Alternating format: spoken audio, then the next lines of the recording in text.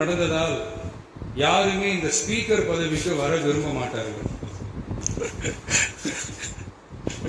எனவே புதிதாக பாராளுமன்றம் அமையும் போது ஸ்பீக்கர் பதவிக்கு ஒருவர் அறிவிக்கப்பட்டவுடன் அவர் உடனே தலை தப்பித்தால் போதும் என்று ஓட்டம் பிடிப்பார்.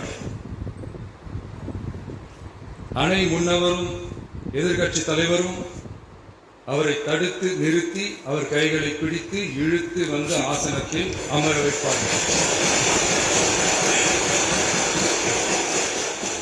இதுதான் அந்த காலத்தில் இருந்து வந்த மரபு. ஜனநாயக முறை ஏற்பட்ட பிறகும் இம்மரபு தொடர்கிறது. நிச்சயமாக தமிழக வெற்றிக் கழக உறுப்பினர்கள் அனைவருமே உங்களுக்கு உதவிகரமாகவே இருப்பார்கள் என்கிற வாக்குறுதியை இந்நேரத்தில் அளிக்க விரும்புகிறேன்.